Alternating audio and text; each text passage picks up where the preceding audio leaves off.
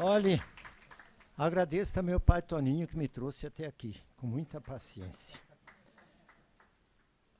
Rapidamente, eu sou representante aqui na mesa, eu acho, da juventude, nos meus 85 anos, muito embora não pareça. Tempos atrás eu estava falando para um grupo de jovens, numerosos jovens reunidos, aí eu falei, olha, estou com essa idade, muito embora não pareça. Lá no fundo um levantou, D. Angélico, dá licença, o senhor tem razão, parece mais. Tá bom. Comissão da verdade. A verdade só, a verdade banhada no amor, na ternura, nos libertará.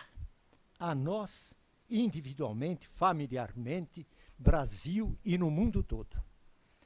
Não foi por descuido que o meu grande mestre e nosso daqueles que acreditam nele, Jesus dizia, eu sou a verdade, o caminho, a vida. A verdade vos libertará. Libertará. E sou um velhinho simpático, repleto de esperança. Nada de querer anunciar o fim do mundo. Tem gente que ainda diz, estamos imersos na maior crise da história do Brasil. Não conhecem a história do Brasil. Demagogos baratos, esta que é a verdade. E no mundo, eu, na aldeia em que nasci, que é a capital do mundo, Saltinho de Piracicaba, eu aprendi lá no grupo escolar, adora a terra em que nasceste, não há país como este. É uma beleza. Estou voltando agora lá de Porto Velho e andando por aquelas paragens todas, quanta gente maravilhosa, quanta gente, do povo, das lideranças. E, portanto, eu acredito que no mundo há muito mais gente boa do que gente canalha. Muito embora os meios de comunicação somente ressaltem aquilo que é negativo, aquilo que é negativo. Então, Paulo Evaristo, que foi um grande cardeal nesta cidade, ele não se cansava durante a ditadura militar. Olhe, meus irmãos, eu trabalhei durante 23 anos com esse homem.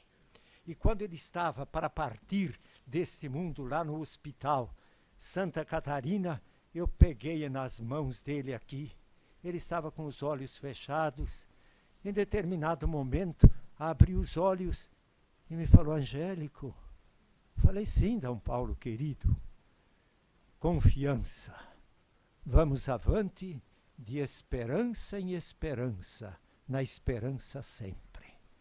E assim aconteceu também durante os anos de chumbo da ditadura militar, quando ele sempre, ao lado dos presos, na defesa do povo, ele sempre dizia, de esperança em esperança, na esperança sempre, sempre.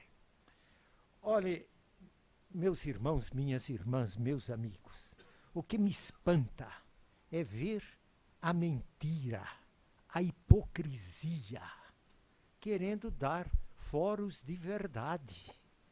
Como mentem, como são hipócritas, fariseus, querendo aparecer como senhores da verdade. E, por outro lado, o que me espanta também é a omissão.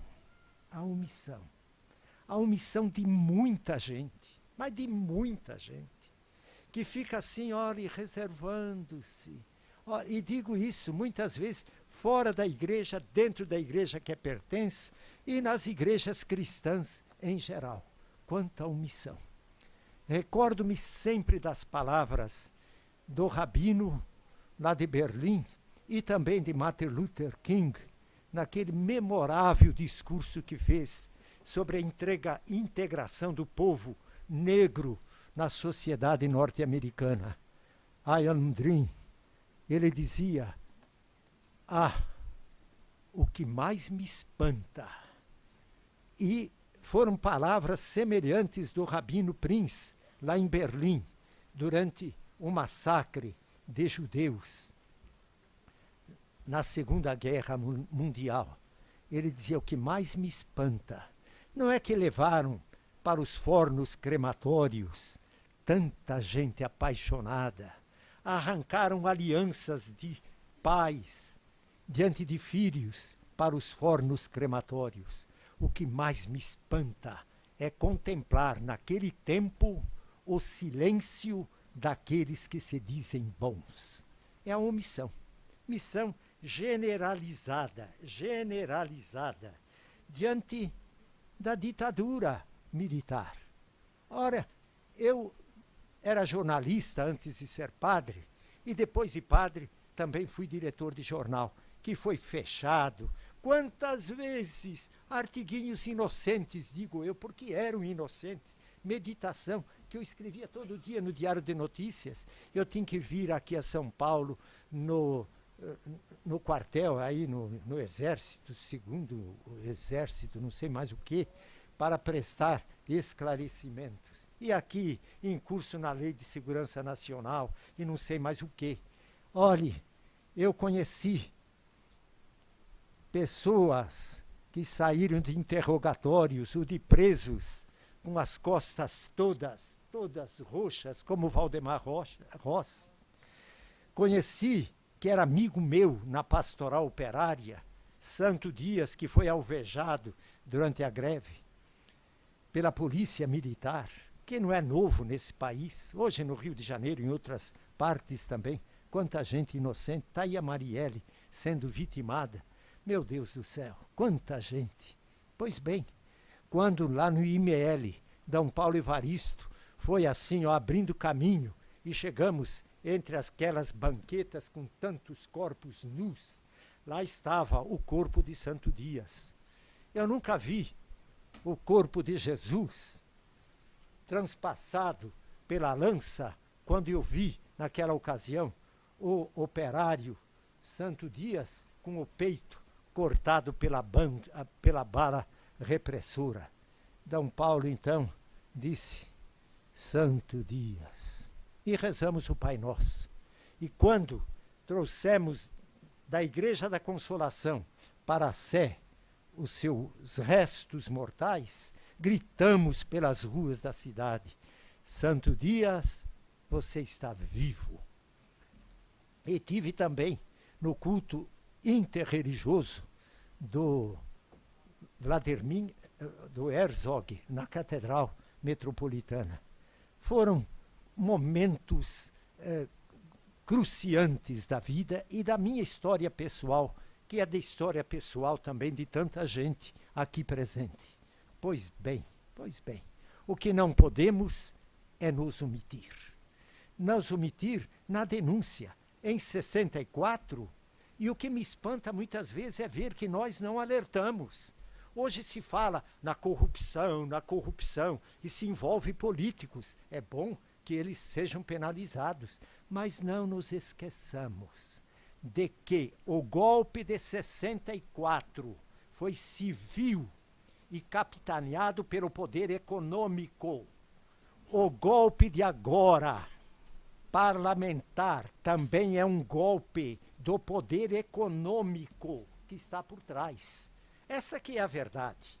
O que desgraça o mundo é a não economia solidária.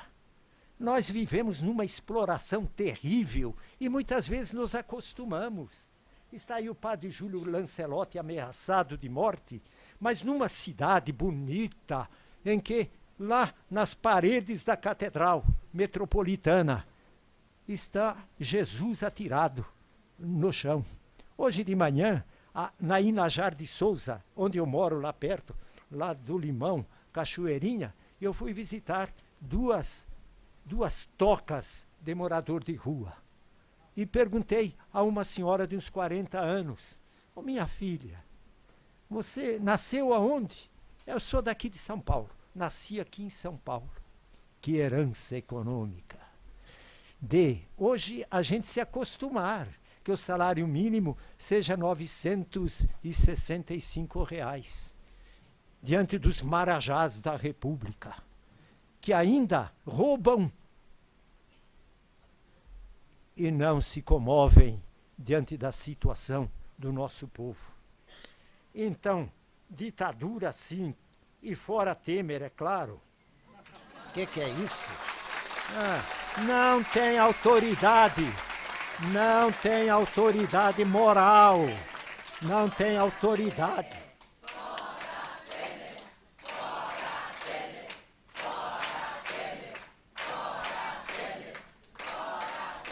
Descontem o meu tempo aí, por favor. Pois bem, ora, e nós precisamos, aí o meu apelo, vou terminar. O meu apelo é que o nosso povo precisa ser organizado. Eu moro nas periferias, morei 15 anos em São Miguel, na região de São Miguel, da Brasilândia, mais 10 anos, e atualmente moro naquela região.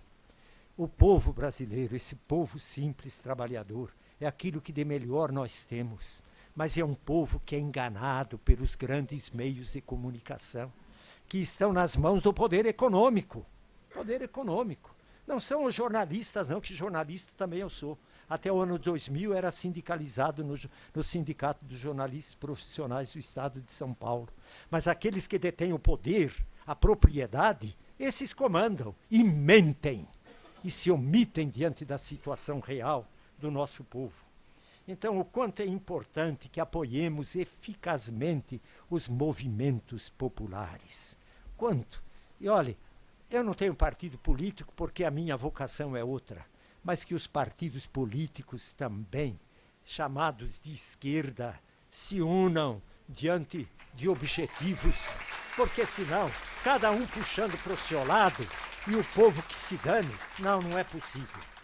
E ainda uma palavrinha sobre Oscar Romero.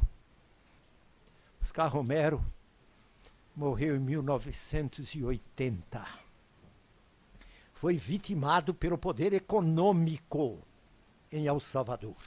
Os grandes proprietários da terra que se serviam dos militares. Como em 64 também se serviram dos militares. Então, Oscar Romero, ele foi, como nós vimos aí, um defensor da dignidade do povo. Ele somente acordou para a realidade quando ele viu padres sendo assassinados pelos militares e o povo realmente sendo explorado de uma maneira vergonhosa, sobretudo na roça. Aí ele começou a gritar e até apelou para Jimmy Carter, dos Estados Unidos, para que ele não enviasse mais o auxílio econômico para o governo. O governo de El Salvador denunciou D. Oscar Romero para o Vaticano, como intromissor em assuntos que não eram da sua competência. E assim agem os ditadores, aqueles que esmagam o povo. O quanto é importante que nós acordemos. Na própria igreja, devo dizer isto, ele ficou assim meio na penumbra, porque ele é mártir. Ele já poderia ter sido declarado santo há muito tempo. Dou um testemunho de luta pessoal. Em 2007, eu fui da delegação dos bispos do Brasil à Conferência de Aparecida. Lá também eu convivi durante quase um mês com o Jorge Bergoglio, arcebispo de Buenos Aires, que veio da delegação da Argentina e que depois foi eleito Papa. Logo no início da conferência, eu fiz um apelo à conferência para que nós escrevêssemos ao Papa Bento XVI, pedindo que o processo de beatificação, de consagração do Oscar Romero fosse levado avante. E a presidência permitiu que eu escrevesse uma carta. Tenho aqui com os abaixo-assinados que mandamos para o Papa Bento, com mais de 100 assinaturas. Não foram muitas, diante do total dos presentes à conferência, mas significativo. E Oscar, o atual Papa, ilustre e iluminado Papa Francisco, lá estava também. Agora, na Jornada Mundial da Juventude, dando um abraço de quebrar costela nele, eu disse, olhe, vamos lembrar do Oscar Romero. Não porque tenha dito, mas porque ele realmente tem uma sensibilidade profética, e o profetismo está abaixo. Helder Câmara, meu amigo, recordava, não deixem cair o profetismo. Agora nós estamos numa maré um pouco baixa, infelizmente. O quanto é importante não sejamos omissos. Pois bem, o Papa Francisco já beatificou Oscar Romero. E no próximo dia 21 de outubro vai declará-lo santo na igreja. O quanto isso é importante. Não omisso diante da realidade. Termino fazendo um apelo. É que eu já fiz também. Ilustre vereadora não, deputada, quem sabe senadora, não sei mais o quê. Quando falaram aí das covas lá de Perus durante todos esses anos, eu tenho celebrado missa lá. E me misturei com os sacos, não sei se vocês viram, com os sacos das ossadas tiradas lá dos buracos do cemitério de Perus. Pois bem, e lá tem muita gente que foi vitimada pela ditadura militar. Recebi durante esta memorável reunião um livro aqui desse insigne irmão meu, Odermi de Azevedo, Nenhum Direito a Menos. E aqui, numa página aqui, 182, tem a lista dos 377 nomes apontados como responsáveis por crimes na ditadura. É o nome aqui deles, tem o endereço também deles aí, entendeu? Se quiserem averiguar para punir, eles estão a descoberto ainda em grande parte neste país. Mas meu apelo final, deputada, que eu já fiz, é que eu ainda, se militares e outros não foram ainda punidos, mas pelo menos que não sejam consagrados, que não sejam honrados. O que é isto? E nós temos uma rodovia que se chama Rodovia Castelo Branco. Quem é que foi o Marechal Castelo Branco? Estão lembrados? Então, quando eu ando por esta rodovia, eu sinto ferver nas minhas veias o sangue do Alexandre Vanucchi. Então, a minha sugestão é que, pelo menos, no período que vai de São Paulo até Sorocaba, que ela leve o nome de Alexandre Vanucchi. E depois, se quiserem continuar com Castelo Branco, eu fico quieto. Tá aí o Vanucchi. Tá bom. Tenho dito muito obrigado pela paciência de ouvirem esse velhinho simpático.